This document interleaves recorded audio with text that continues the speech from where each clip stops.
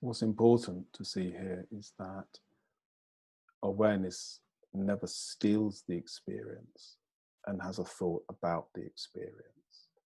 It's important to know that. Awareness, when realized, simply is experience. Without a thought for itself, it doesn't separate from itself to think the personal self. It is simply the experience of the body mind. But something gets in the way of that, and we're going to explore this. What gets in the way of that is the tendency to separate, the tendency to influence from a place of separation, an influence that we call doership or self-will, identity. So this will still come into your sphere of influence and try and take over and try and influence, you see. So let's look at that.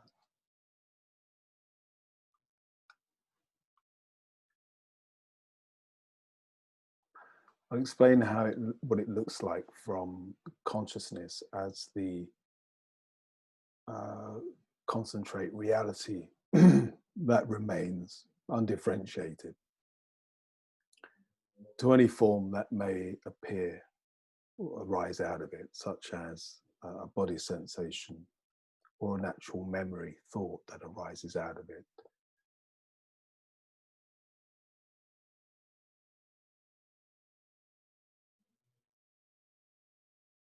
So as consciousness, as witness, when realized, when knowing, is what is the experience, so to speak. When knowing itself is the experience, when it is the backdrop to all phenomena, when it is the very root to feeling, to thought, to all phenomena, to perception, sensation. We can then say that knowing or consciousness is the root of all appearance. Okay. This then becomes self-evident that the root of all appearance is consciousness. Consciousness itself is then the experience. Okay, and when awareness awakens like that, when this permanent knowing can simply exist permanently without separating to do anything, to react to anything, to become identity, when it can remain formless. As one develops that in meditation,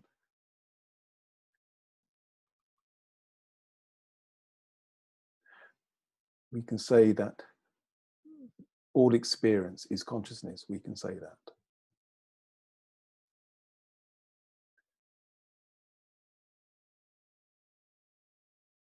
Thus, we can say that knowing itself is intelligence, innate intelligence, or you can say it is understanding.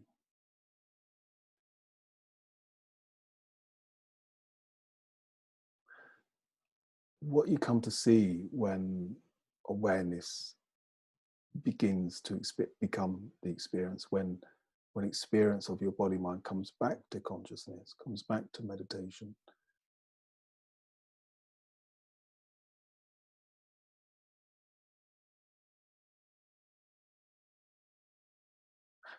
you come to see that this understanding of formless awareness had always been lost in the separation subject idea of what you think you know, what you've acquired from personal experience, where this I thought has taken the experience, claiming subject I as experience. What happens there is that when you come to see that true knowledge is nothing to do with what you acquire, it can feel counterintuitive at first.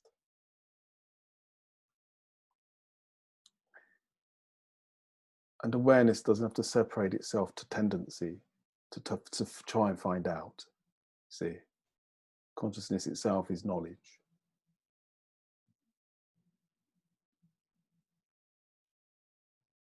This is something you can only know via your knowing or awareness. When awareness contemplates itself, this is its knowing. This is the revelation. This is the knowledge.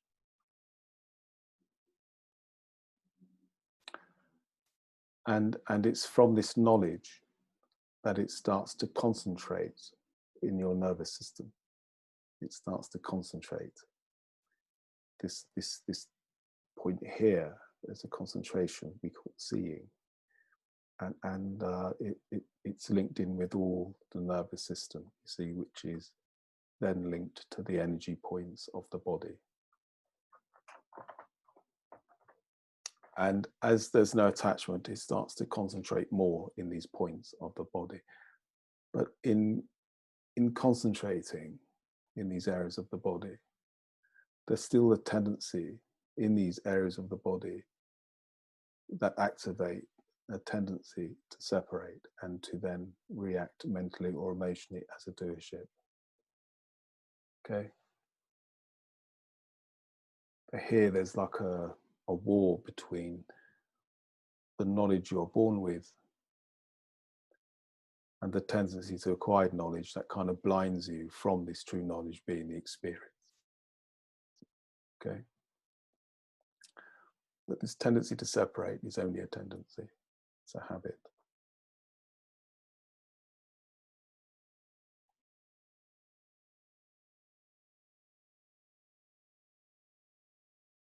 And now I'm going to explain what it really looks like when a tendency is there to pull into a reaction.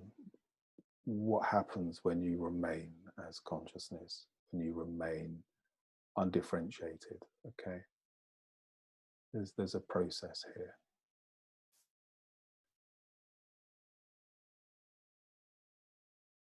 If you don't mind, I'll just take a sip.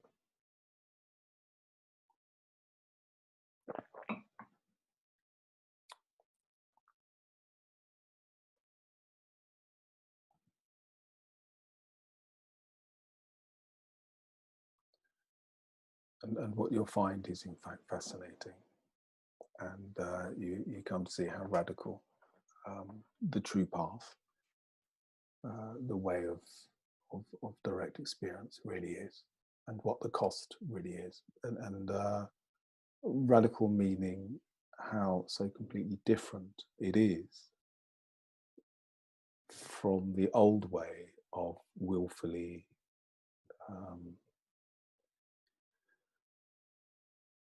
trying to adapt or facilitate. It's quite liberating.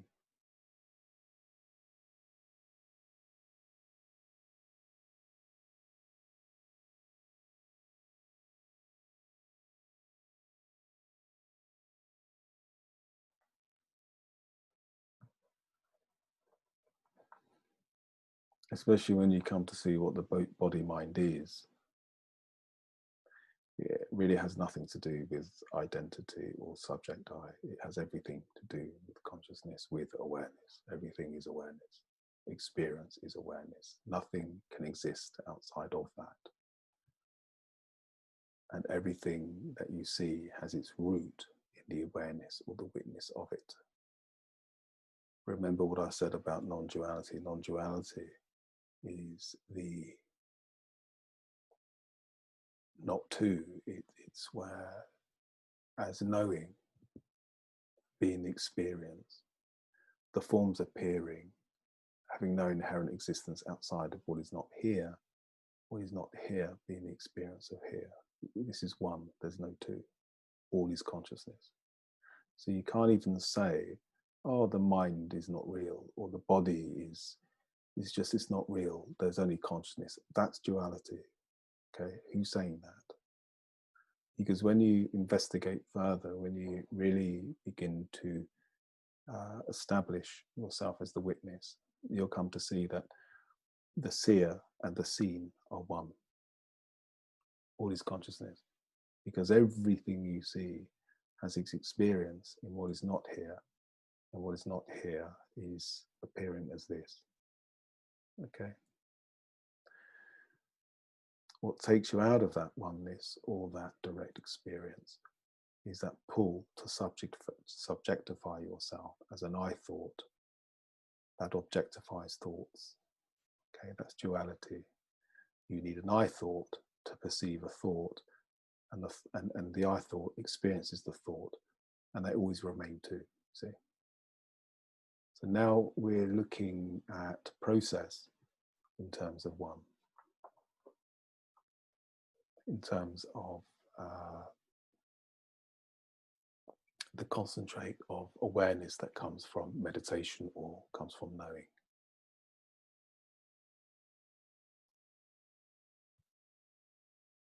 So let's move.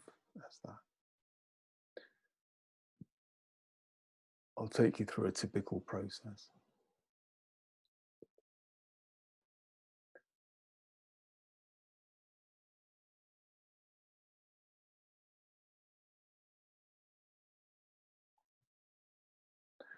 And I'll take you through a typical process that I went through when awakening first occurred for me. There was something I had to see. There was something pulling into a reaction. And this is what I learned via remaining as consciousness.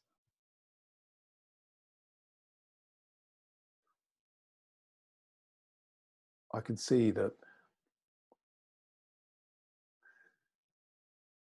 in the beginning, when awakening occurred, it was so complete, considering the depth of surrender, that there really was no identity anymore. There just was this knowing. There was just this pure field of consciousness that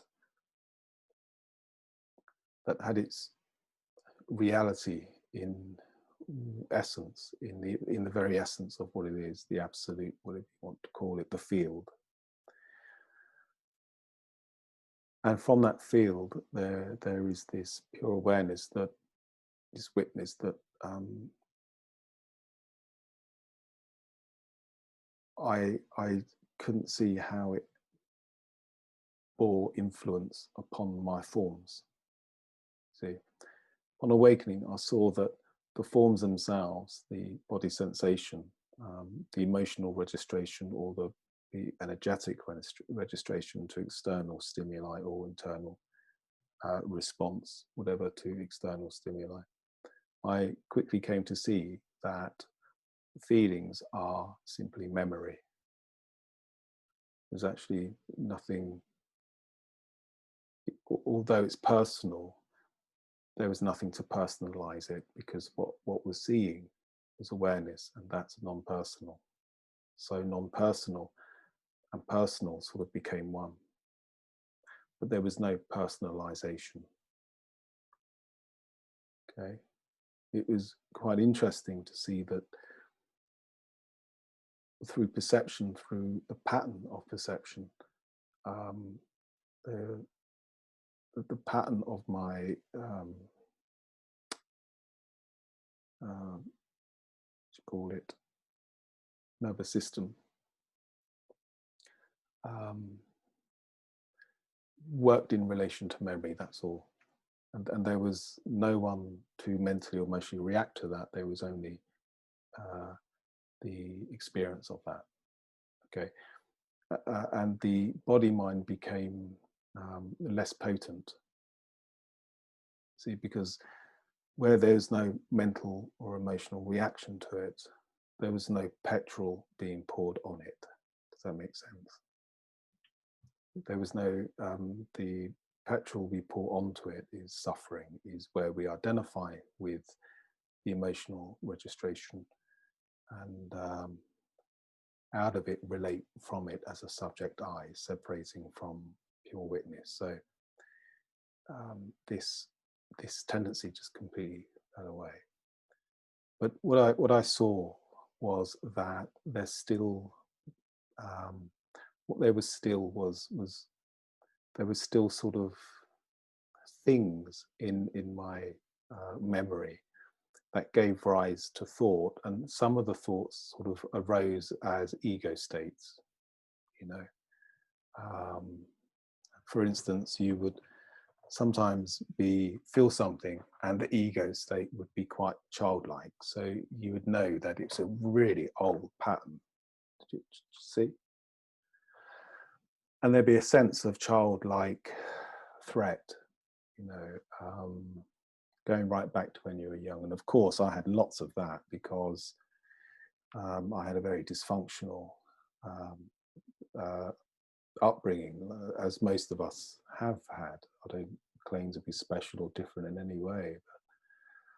But there were, I began to see that these ego states weren't exactly identities. It's only when you identify with it, personalize it, that the separation identity kicks in. But now you're just awareness and allowing the experience of the body feeling, knowing that body feeling always relates to memory. You see, always. And when you're awakened to true knowledge, when awareness itself becomes knowledge, you then become knowledge, a living knowledge that is the experience of nervous system or feeling in your body, and you come to see where there's no distortion coming from mental, emotional, ego. You just come to see how it relates pure to memory. Pure feelings are given back to memory. They come in association to memory, whereas before, when one separates, they claim the feeling for themselves. They personalize the feeling. I'm feeling this, and then they try and facilitate a means to find out when they first had that, and the experience is always claimed by the doership, the I. You see, so going further on from that, when consciousness actually awakens, there's actually no need to do that. What you'll come to see is that the feeling itself is memory, and just simply by allowing the experience of that to come back to consciousness, you'll access the memory part as well. Maybe a memory will come up, and you'll come to see how the interplay, it's one and the same, memory and feeling. They're almost, it's just the same thing, really. And then you where the memory and the feeling start coming in association, true association, correct association to what is experiencing as consciousness. Consciousness being the experience then becomes the heart of that feeling or that memory. See, and you begin to develop body consciousness. You begin to integrate what you are into who you are, because you're not separating what you're experiencing as memory, feeling, with what's experiencing as consciousness. Now, distortion still plays out, and this is the tricky part. Okay.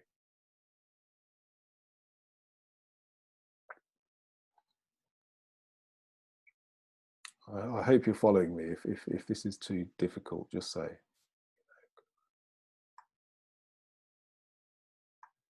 Now, with the memory, with feeling and memory, thoughts still arise out like ego states, whether it could be like childlike or arrested emotional development. Even you can be a teenager or something, you know, and you start coming to see that these were areas in your life where you got arrested emotionally.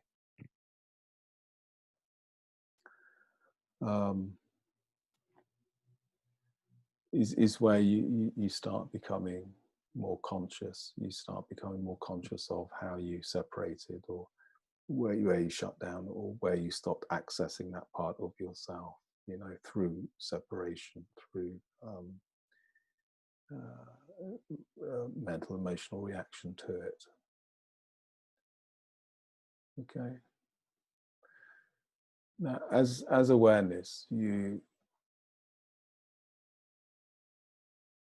will be, whatever feeling there is or whatever memory there is, there's always a sense of being pulled into it. Okay, being pulled into it, because when you remain as awareness or consciousness, whatever's appearing is never separate from what is seeing. So as soon as there is a body sensation or a memory, you're pulled into it. But when you remain as awareness, you remain undifferentiated, and it's here that there's a paradox, because although you remain undifferentiated, you don't see what is appearing as other than what is experiencing. Now, only knowing can know this. This is why it's really important to come to see this from knowing. Knowing is permanent, we know that. Knowing is not here, we know that, because knowing doesn't attach to the body to relate from it. It's knowing of the body. When awareness contemplates itself, its essence, it's transcendent of the body, okay, because it's not relating from it, it's knowing of it. So it's undifferentiated, yet remains the experience. So here we can't talk about it in terms of the thinking mind, or we can't rationalize this process at all. You know, and people that try and rationalize it often miss the point of just being it. Just be that knowing that actually knows nothing. Okay.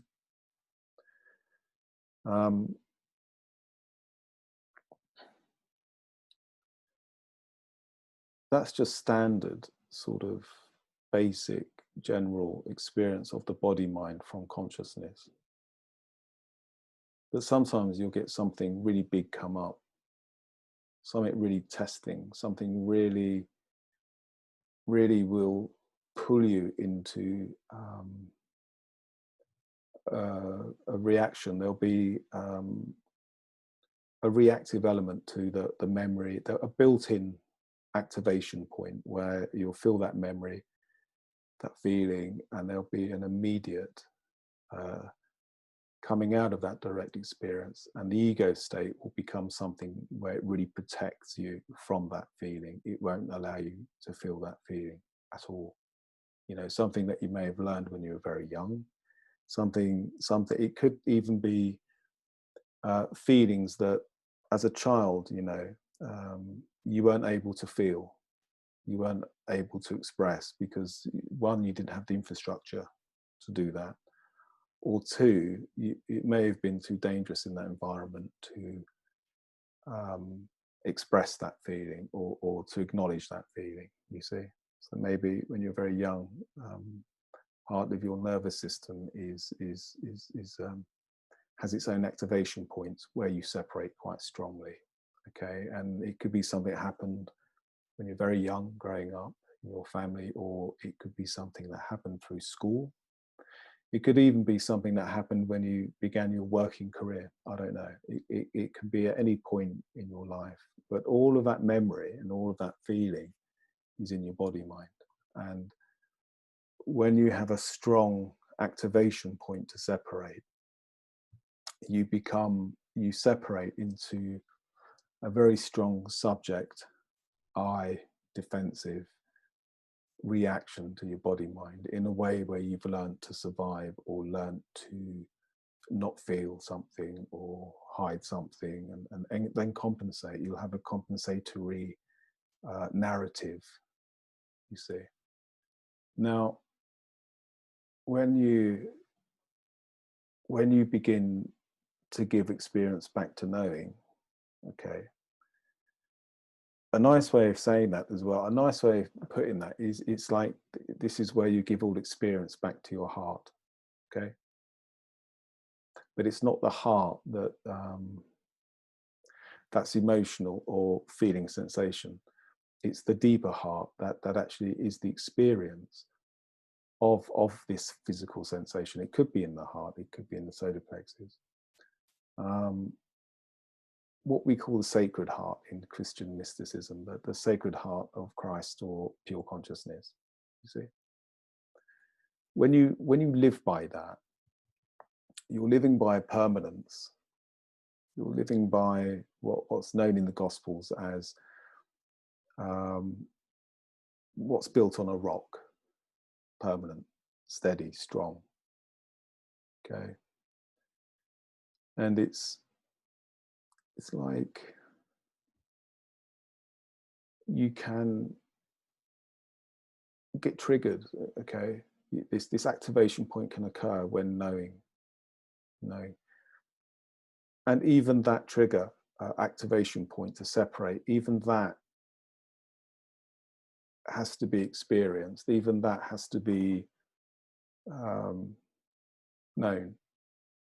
Okay, one still has to remain as knowing, being the experience of what's been activated as a separation tendency. Okay, and that separation tendency may be very strong. It can be a very strong neuroses or trauma or whatever. Okay, now what's important here is that if you're in your knowing, if knowing is still the experience of it, then it's always okay. It's always okay, even if what you're experiencing is a tendency to separate and react to the body, and it's kind of playing out its dysfunction. It really doesn't matter as long as you're in your knowing. And the way you deal with that in knowing is far different than what you would have done from that tendency to separate. Okay, so the first thing you do when that happens is know it. Okay, what I found in integration and the ongoing knowing of body mind process is that when that happens, I come to see that the quality of that consciousness, this subject I avoidance, protection, whatever you call it, it is what it is. It has a different quality of consciousness to the quality of consciousness that is feeling and a memory.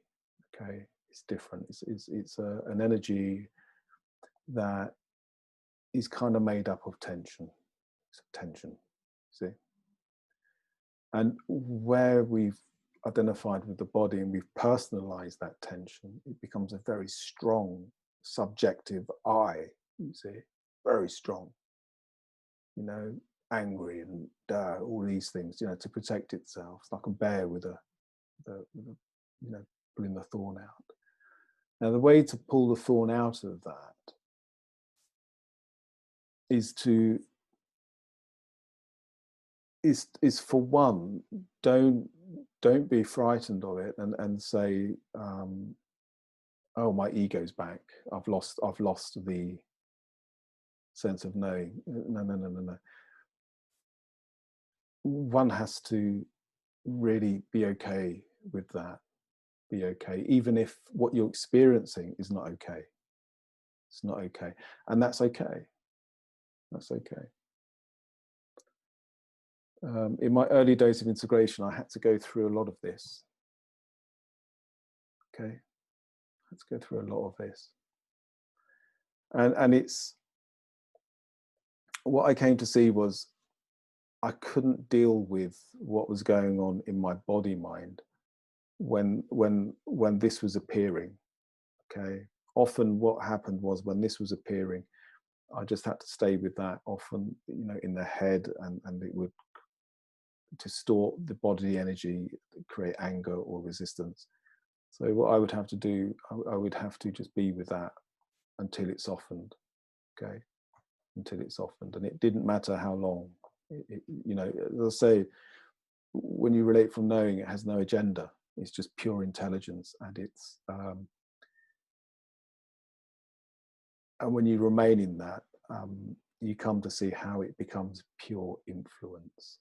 Okay, but first of all, we have to experience that the avoidant influence to separate and to possess the body, when knowing itself becomes so evident that that doesn't work anymore, then you can just remain in knowing and allow that tension to undo. And the way it undoes, the influence that, the powerful influence that knowing has, is that knowing maintains its knowing, i.e., we meditate that. And what happens is the tension actually starts to undo, because it's identification that actually maintains that identified structure of avoidance. And it's natural to awaken and then really start seeing these tendencies to separate and begin to learn the influence of knowing. So there's the first influence. The first influence is seeing, just seeing, and maintaining the permanent, undifferentiated understanding that's not acquired, that doesn't come from the body, but it's knowing of the body. And when it's pulled into this pull to separate, just simply know it, and know that it's only when you identify with it that you actually strengthen it or actually lose sight of what you are as knowing. Okay, so you allow that to play out. Okay, it may take a day, it may take 2 days, it could even take a week, and then at some point the structure made up of tension, where you're not identifying with it and you're staying within your knowing, the tension actually starts to dissipate. It goes through its own dissolution. And this is what the sages in India talk about when they say the I goes through its dissolution. It is the I that goes through its dissolution. It's not the body mind. The body mind just starts to reconfigurate to what it's truly experiencing. Okay. And when it starts to reconfigurate to what it's truly experiencing from the heart of all experience, you start to develop body consciousness. Okay. So when this tension starts to dissipate, what you need to do is really listen to it. Listen to it. What is it saying? Is it angry? Is it angry with someone? It doesn't matter. It doesn't, and it doesn't matter what it's saying. It's just the listening is the knowing itself. Okay. And when you're listening, you're not identifying. So the tension dissipates and the energy comes back to the body. What happens then is that you start to reconnect, right, with the true feeling and the true memory. Okay, it doesn't matter how long it takes. You come back into the true feeling, the true memory, and then you see the memory and the feeling as what it is, memory, nothing else. And it's then that those feelings and those memories start coming into true association to what is observing. And it's here that you start to bring true association to reality. Reality starts to develop its own body consciousness by being the body, basically. Body in association to knowing, knowing appearing as the body. Okay. And you start to, as I wrote in Walking Awake, you start to walk as that. You start to move as that knowing. Okay. And the knowing has great influence upon the body when it knows it is the experience of the body. The reason I talk about this tonight is because there's a lot of confusion around what's meant to fall away. A lot of people think the thoughts fall away or feelings fall away, but actually no, it's the attachment to it that falls away. It's the I thought, which is not the natural thought that arises out of the feeling, which is memory or what you've learned conditionally to do out of that feeling. Okay, so that's why it's important to kind of get it right. The important thing about avoidance, when there is an activation point in the body, when there is a sharp spike to separate, it takes a little bit of maturity from the standpoint of knowing for you to stay in your knowing. There's a common misconception that when that happens, people think they're caught up in their ego, or they've lost their knowing, but this is not the case. In fact, what happens is you're knowing and you're directly experiencing something that you created in your body, but now allowing it to go through its dissolution so that the body can come back into true association to what is experiencing the heart. Okay, you have to see it to influence it.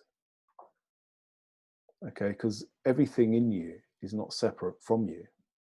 So if you created it in the first place, what created it has to undo it. Otherwise, it remains in the body, it remains unconscious, and it remains as an activation. The activation only falls away when the influence of pure consciousness becomes the experience and doesn't separate from itself or identify with the false stewardship of mental and emotional reaction to self-possession, attachment.